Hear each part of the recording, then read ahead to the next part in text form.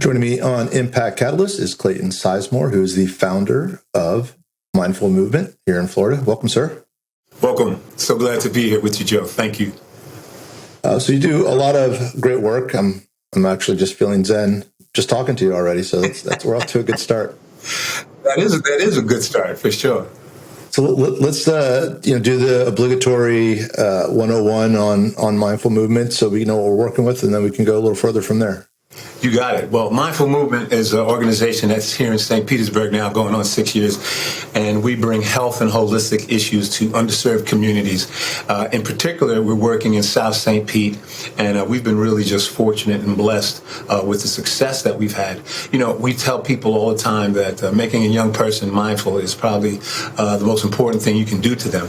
And again, we've been successful. We are now in 12 schools. 10 Title I schools in St. Petersburg, Pinellas County. We're in 2 private schools, charter schools here in St. Petersburg. And we're also with 4 enrichment programs, working with 4 enrichment programs, after school enrichment programs. We work with the police department. We work with the city of St. Petersburg, the Cohorts of Champions program, as well as Men in the Making. And again, we've just been blessed to be working with these young people. And in addition to all of that, my team and I, we do 4 community yoga classes, free community yoga classes, every single week, Monday through Friday. That's great.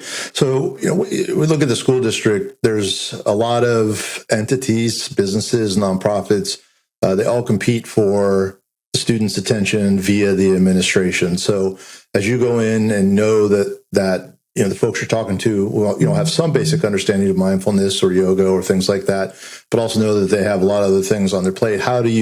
What's the pitch to them to make them take notice of mindful movement and let you go into these classrooms? Well, the school system, first and foremost, we've been blessed to have our guardian angel, Miss Lori Matway. She's one of the heads of the Pinellas County school system. And Lori's been our guardian angel. She's really kind of been very helpful in getting us in front of a lot of schools. And one of the things that we recognize is that the school system, they do such a great job in Pinellas County. But one of the things that we're able to partner with them and assist them with is the mindful aspect of it. We come in, and our organization is kind of like Switzerland. We're neutral, and we're not grading these scholars. We're not testing them. We're not marshaling them through the hallways. We come in and we basically sit down with them and we help them to self-regulate themselves. So we partner with the schools and work very closely with the schools to identify the scholars that they believe that mindful movement programs can assist them with. And one of the most important things we teach young people is how to self-regulate. Our big thing is the greatest computer in the world is right here, right in between your ears. And that anger is not a bad emotion. However, we have to understand and learn how to manage and control our anger and never ever let our anger control us. So it is a process, and it is probably, again, from my opinion, one of the most important things you can teach a young person, how to become mindful. It changes everything about them. And again, it's a process. They don't get it overnight, but when they're exposed to it, when they understand that my breath, I can regulate myself. I need to think before I react. Okay, I might have to do whatever I have to do, but if I think about it before I do it, I'm going to make a better decision. When I'm getting ready to go into the classroom and take a test, look, I've been studying, I've been doing my work all year round. I need to just calm myself down, relax, and go in there and do my best. It's going to be okay. So the biggest thing for us is to teach them how to use their superpower, which is their mind, and to basically regulate yourself so that you can deal with the stresses and the challenges that, believe it or not, many young people are faced with. And another thing that we recognize, and we partner so well with the schools, is that the teachers, sometimes the teachers need yoga as badly as the kids. And whenever we go to a school, we work with the teachers initially so that they can understand what we're doing. So we do what we call a Heal the Healers program, and we sit down and do a workshop prior to the school year during their orientations so that they understand who we are and what we're doing, and so that we can better partner with the schools. Makes a lot of sense. And you mentioned testing. Obviously the school districts are constantly challenged to quantify everything that they do. and you talked about helping, specifically identifying scholars who self-regulating would be an important, skill to learn. So then how do you quantify your success? Is it in the folks who have less disciplinary problems after having gone through the program because they're self-regulating better, or there's some other parameters as well? There's quite a few different types of parameters, but we always leave that up to the school. We let the school identify the scholars, and then, of course, there's different ways that they're able to monitor and track what's happening with the scholars. We do surveys at the beginning of classes, at the beginning of sessions, not each session, but like throughout a semester. We'll do a survey with the scholars. We'll do a survey at the end of that semester, and we'll work with the school to basically try to understand, okay, has this particular person's behavior improved? And we're finding that about 60% of the scholars that we deal with, there is improvement with their behavior. But again, it's based on what the schools need. One of the things that we're recognizing is that what I consider the high flyers, those really outstanding scholars, they need yoga even more than some of the scholars that are having some challenges. But we leave that always up to the school. We want to do and partner with the schools so that we can best serve them.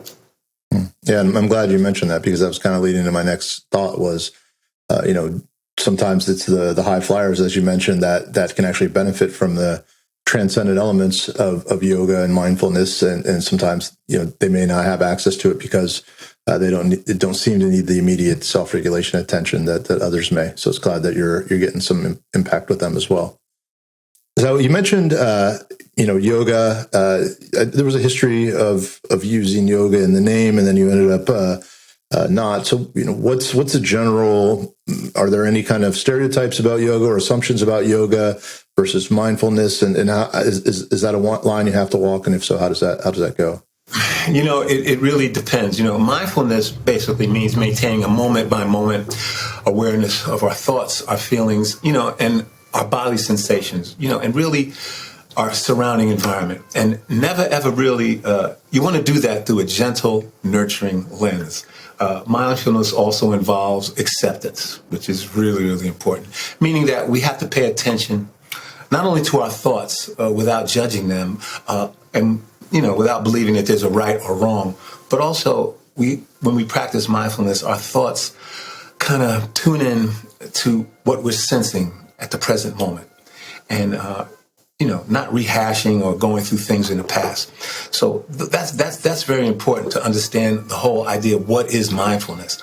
And then when we are working with the schools and the scholars, it's important to give people that sense of, okay, well, this is who we are. With these mindfulness instructors. And one of the challenges for us in Florida has been, a lot of times, especially in underserved communities, Black communities, minority communities, they think that yoga is a religion, that it's a faith.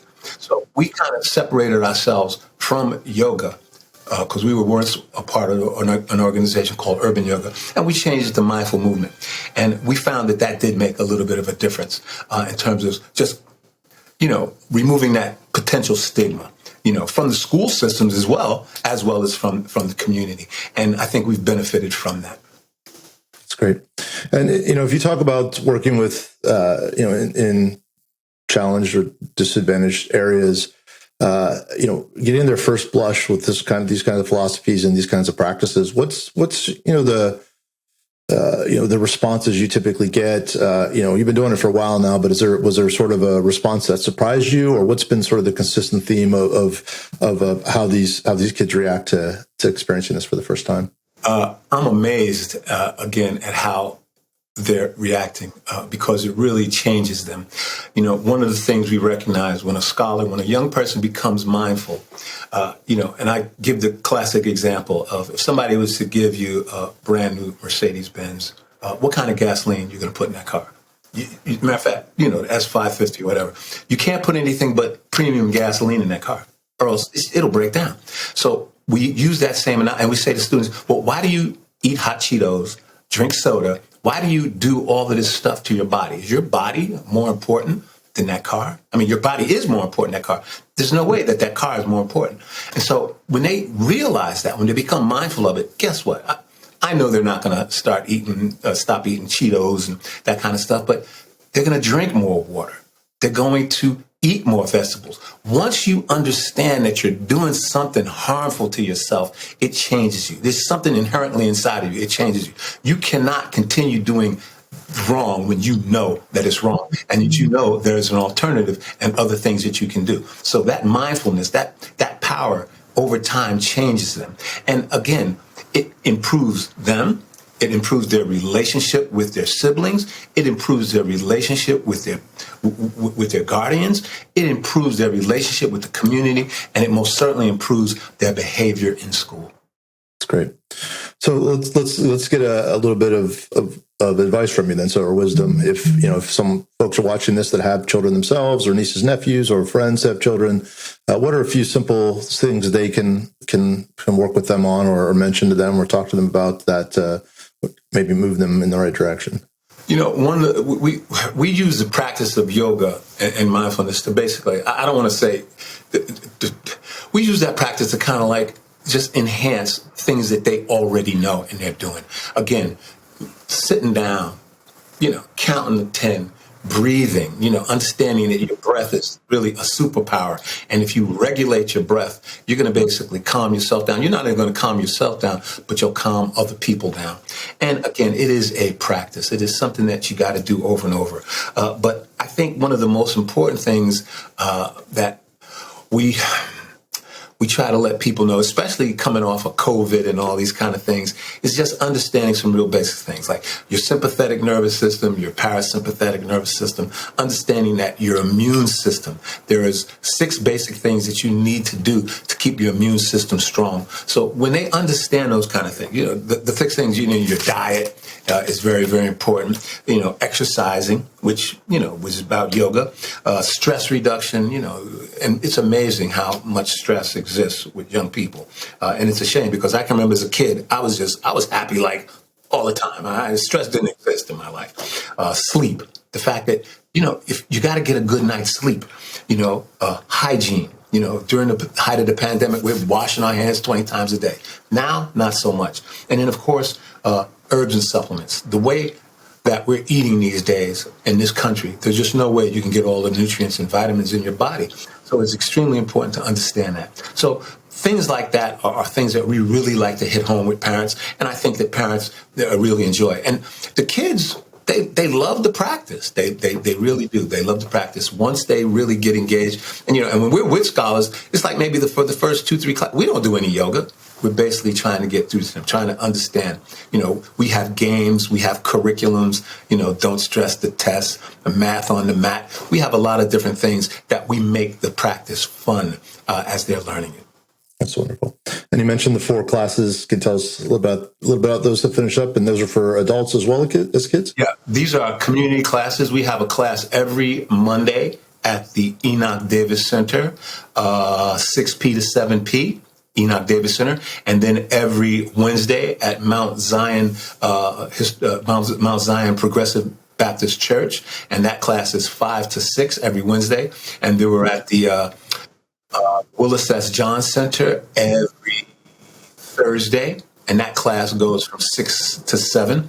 And then we're at the Sandelin Center every Saturday, 11 to 12. And then when it gets a little warmer, we're going to be back at the Carter Woodson Museum for a 9 a.m. Saturday class. So again, we have 5 classes every week. And these are community classes, all free community classes, except for the class at Willis S. John Center.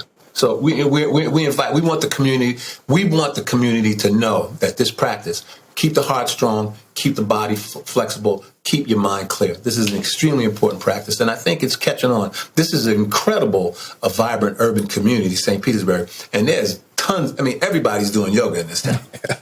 No doubt. And if it is someone's first time trying yoga, what do they need to bring? How should they dress just to give them a comfort level? Do they need to bring a mat, a blanket?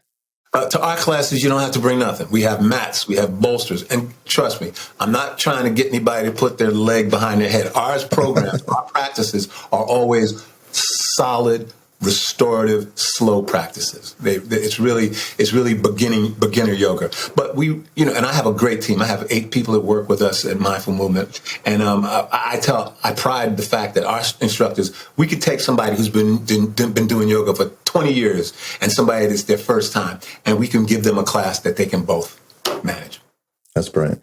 Well, it's such important work, and it's an area that doesn't get as much attention as it should, especially in the school system.